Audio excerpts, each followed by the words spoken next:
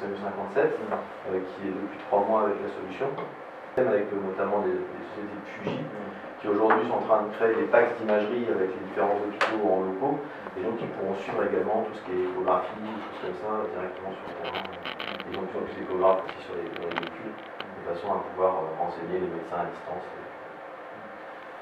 C'est la solution. Après on travaille aussi sur l'industrie, sur d'autres projets, mais avec Bouygues et pas mal de grosses sociétés. En quoi, enfin, d'abord peut-être une réflexion générale, mais vraiment peut-être de praticien un peu d'urgence, mais dans une carrière différente, de la préfectorale. Moi j'ai remarqué chaque fois que j'ai connu des crises de grande ampleur, c'est que la première chose qui sautait, c'était quand même le réseau.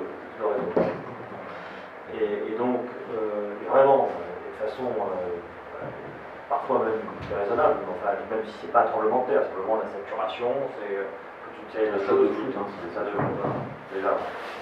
Donc, c'est, sauf à ce que vous disiez bien évidemment, on peut passer par le Wi-Fi, on peut passer par d'autres, mais c'est quand même la fragilité de l'application.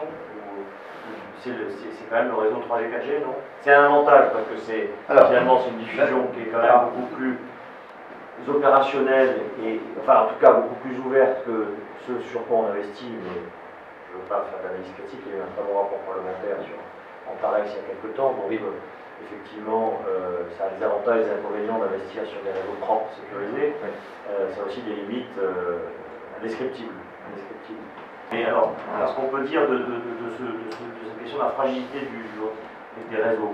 Alors, c'est sûr que là, nous, pour le coup, on fait une solution de visioconférence professionnelle, mais on va au plus dur, c'est-à-dire qu'on a les 3 gros handicaps qui sont un, le réseau, 2, l'environnement sonore, et troisièmement, la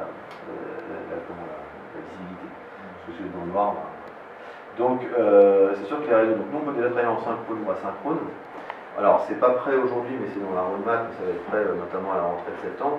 On va pouvoir faire des micro-sessions d'enregistrement en asynchrone et faire du coup des messageries sécurisées de façon à pouvoir avertir. Donc, même si on n'est pas sur du live, on va pouvoir au moins informer et pusher notamment sur du Edge ou autre, de façon à pouvoir envoyer l'information sur la messagerie sécurisée, puisque tout est chiffré et tout est aussi, même si on fait du point à point et qu'on n'héberge pas les données, on est quand même hébergé sur un hébergeur de données de santé, de toute façon parce que si des paquets vidéo à cause des réseaux transitent, au moins tout est sécurisé au niveau de l'information.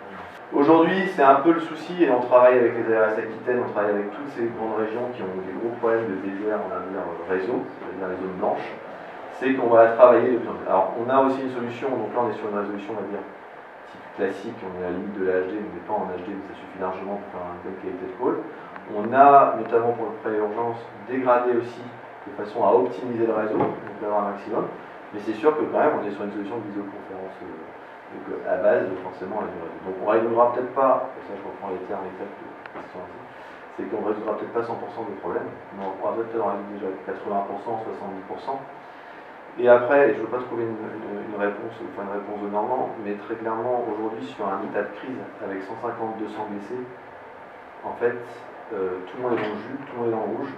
Vidéo, pas vidéo, même les réseaux téléphoniques sont saturés. Mais vous voyez, de toute façon, même le centre 15 sur Toulouse, je dis il y a 15 jours, il a saturé, rien que parce qu'il y a eu des bruits d'explosion, etc. Donc tout le monde a appelé les premiers de centre 15, ils ont fait exploser le compteur, parce que en 5 minutes, ça a été complètement... mais on est quand même sur des choses totalement nouvelles. Ce qui était intéressant à Toulouse, c'était que j'étais avec une des personnes qui formait les jeunes médecins régulateurs sur l'état de cata. C'était une des personnes qui a assisté à AZF, à l'explosion d'AZF. Et ce qu'elle a expliqué, c'était que, grosso modo, ils ont traité 1000 patients sur 3 mois, sur AZF, mais c'était étalé, et c'était sur un seul théâtre. Et aujourd'hui, ce qui se passe, et c'est ce qu'ils ont fait sur Toulouse, ils font ça sur des multithéâtres. Parce que la désorganisation en fait, des services et des multipoints qui posent beaucoup de problèmes aux différents régions.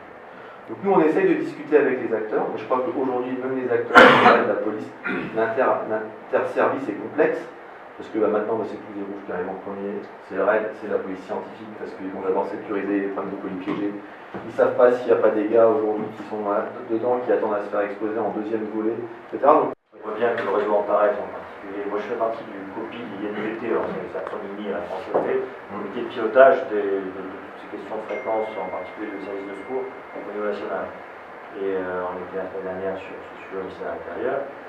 On voit bien que la technologie Antarex est en fin de ligne, d'ailleurs l'industriel n'investit plus, et on nous demande de réfléchir à la prochaine génération du réseau de secours national en 2025. 2025 c'est demain, mais bon voilà, oui c'est demain. Mais quels sont les choix technologiques sur des secteurs qui bougent incroyablement vite? Il y a 35 ans, on n'aurait même pas pensé à des indications comme celle-là. Donc moi je pense en tout cas que si on peut travailler ensemble, si on peut participer modestement bien évidemment à tester un certain nombre de choses, on le fera bien volontiers parce que la lumière viendra des technologies, et vraisemblablement sur des modes assez différents.